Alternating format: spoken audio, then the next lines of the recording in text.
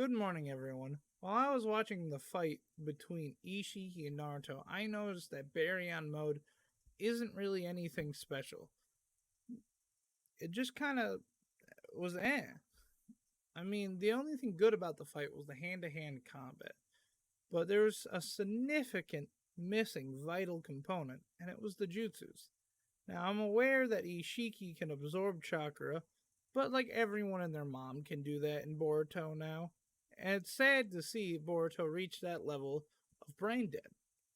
But it is what it is. Honestly, to me, Baryon mode is just a boring Dragon Ball transformation. It really doesn't do much. So I'd like to take a short look at all of Naruto's transformations. I'll talk about why I think they work for the most part and why Baryon mode just doesn't. The original forms, original Jinchuriki forms, the Jin 1 cloak in particular, was amazing. That fight between Sasuke and Naruto when he used it was beautiful. But what made that form unique is it added something to Naruto. It added moves. It added new powers, you know? So when you watched him enter this form, it really turned him into something greater. I'm talking about it gave him the chakra arms so he could have better reach and, not have to be so close to Sasuke. And that was really good for him since Sasuke is a very good hand to hand combat expert. Now, with the second Jin cloak, you had him become absolutely feral. He was pretty feral in the other ones, but I mean a complete and utter monster in that. Just an animal. And that was really interesting to see. He also had the chakra arms and better regenerational abilities. But seeing him go absolutely feral on a person was the best part about watching Naruto. He truly turned into a monster when he was entering these Jinchuriki forms. It made you feel like they were something special. With Sage Mode, he learned to use an ability that was much, much more powerful than anything he could do prior, other than with the Jinchuriki forms. But using the Jinchuriki forms, of course, came at a risk of weakening the seal and letting Kurama out. But with Sage Mode, he was able to increase his strength and his speed. But that wasn't the only thing Sage Mode gave him. It gave him Frog Kata, which allowed him to have greater taijutsu powers, which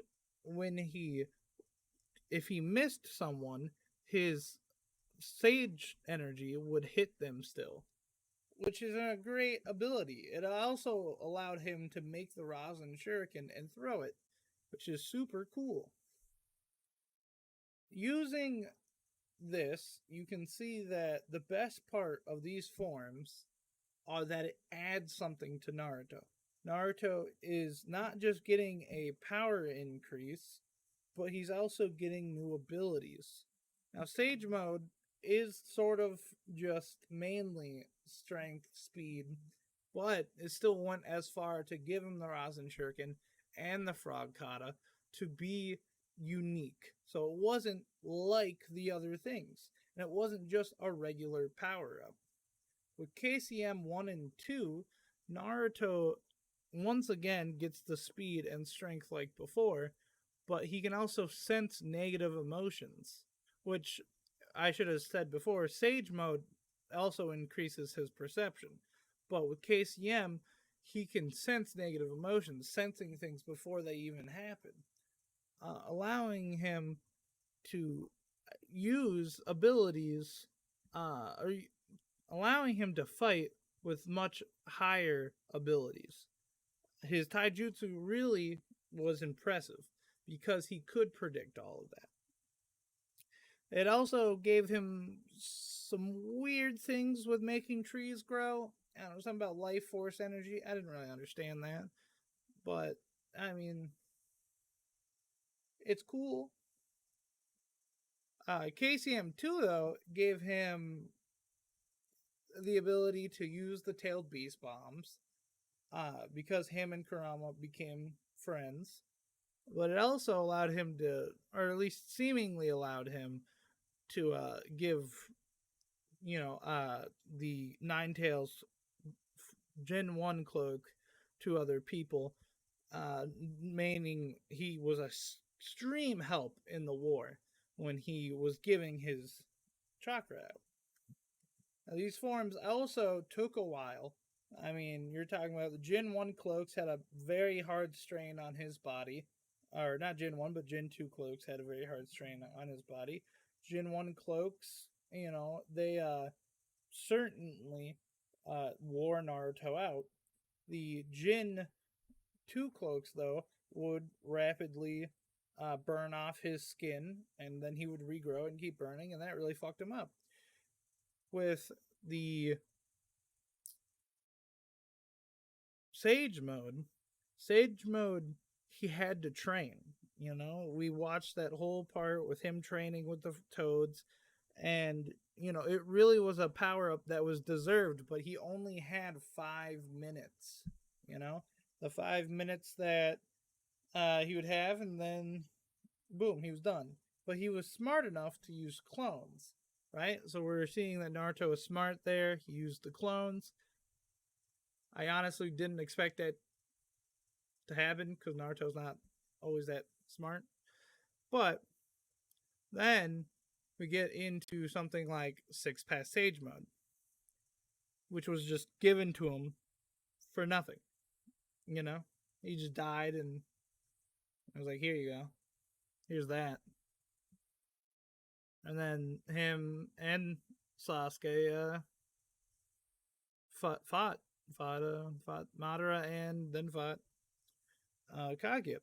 But Six Pass Sage mode was still useful because it gave Naruto the ability to fly, gave him the ability to sense the Limbo clones, gave him Yin Yang release. It gave him mastery of understanding all chakra and universal things. It gave him these abilities that made him more unique, more special, more interesting to watch. And then there's Baryon mode. What does Baryon mode do? It makes you stronger and faster. But then Kishimoto realized that still wasn't enough. So he made it so when Naruto punched someone, it would take their life force. How does that make sense? I don't know. I really don't know. The only thing I can think of is when he punches them, it also burns up their chakra. But then you would also think if you're burning up their chakra, wouldn't that give him more time to be in the Baryon mode form? Because he's burning up the other's chakra, giving him more time and giving them less time. You would think that, but that's not how that works. So the big thing about Baryon mode is that it's taking Naruto's and Kurama's chakra and it's burning it up, creating more pressure, creating more explosive type energy by smashing the two chakras together and creating energy that way. But I'm gonna be real, that's boring as shit to me. Watching Naruto just get stronger and faster. That's it. Plus, now he can't use jutsus because it would shorten the span of time he has with Baryon mode. Then he also Kurama dies, right? So if Kurama's gonna die anyways, why do we care about how long the form really lasts? And then again, I didn't really care about the form anyways. But My biggest problem is that the form really doesn't do anything. So here's how I would have improved Baryon mode. I would keep the increased strength and speed because he really needed it to fight Ishiki, but I would also make it more like a tailed beast transformation by adding tiny tailed beast bombs that could be used like true seeking orbs in the way that they would be able to be controlled telepathically and would kind of just hang out behind him. Maybe not in the true seeking orb pattern with like, the circle pattern that they had before, but probably, on those little uh like tails he had in the form, probably like hang out above those or something. But he would be able to use these truth seeking orb type tailed beast bombs to throw them out at Ishiki, maybe explode his giant cubes or something. But he would be able to throw them out Ishiki, blocking attacks with them, or any of like those because there's a scene in there where he shoots a ton of the chakra rods at him. It would have been great if he would have thrown one of a tailed beast bomb, and that would have blown up all the chakra orbs flying at him. Use it as a defensive mechanism like that.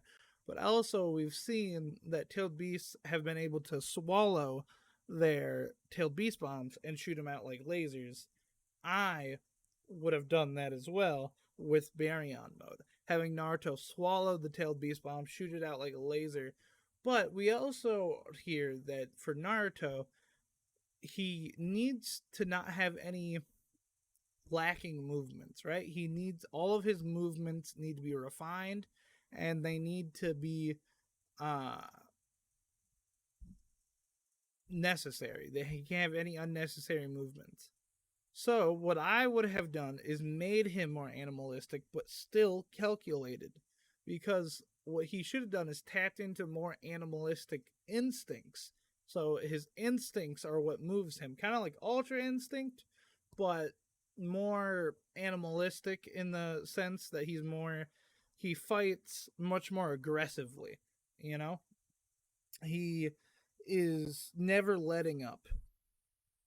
And he really puts in the kind of like you start to see him, maybe he kind of growls and stuff and fights Ishiki with a much more animalistic nature, as these really are a Naruto and Kurama combination here. I'd like to see them kind of fuse more, become one entity, kind of, and so you have Naruto's you're in Naruto's body, you have Naruto's flexibility, but you give him the Kurama's, kind of instinctual fighting and more animalistic ways. Uh, which would have been amazing to see. We also could have seen my tailed beast bombs used in a way where he could put them in front of a punch so that he punches someone with a tailed beast bomb, making an extremely powerful, explosive punch. I think that would have really gone a long way to make that fight more enjoyable to watch. And seeing a very powerful transformation like that, because Baryon mode already was on a time limit. Kurama's going to die anyways, but we got this mode that doesn't do squat. It doesn't do a goddamn thing. All it does is just make him stronger and faster. But for a mode that we'll never see again, I think it should have had a longer or a more impactful feel. We're never going to see Baryon mode again. And if we ever do, I'm going to be confused. But we'll most likely never see Baryon mode again. And to know that it was kind of just lacking, it upsets me. I love the idea I love it as an idea, but it failed in execution. In conclusion, my main problems are that the form doesn't have much of a wow factor. I didn't feel like it was that awesome. Because Naruto did nothing awesome with it. You know, it was just watching him box Ishiki. If I wanted to watch people fight, like hand to hand combat, I'd go watch Baki or any of the other very good hand to hand combat shows. I love Naruto's hand to hand combat, don't get me wrong. Something like the Naruto versus Sasuke 1 and 2 fight, and Obito versus Kakashi. Uh, those were amazing fights, great hand to hand combat. But what did we see from those fights? We saw them using jutsus as well. You know, we had uh, in the anime, Sasuke used Kirin again. He also used the Fireball Jutsu. We also saw Matarasu. We saw like tons of stuff. In the Obito versus Kakashi fight, we had the Mud Wall. We had uh, we had a bunch of other stuff, but it was amazing to see jutsus weaved into hand-to-hand combat. That's what's always been the most exciting, and that's what you want to see. But that's not what we got. Uh, anyways, I'd like to thank you for watching.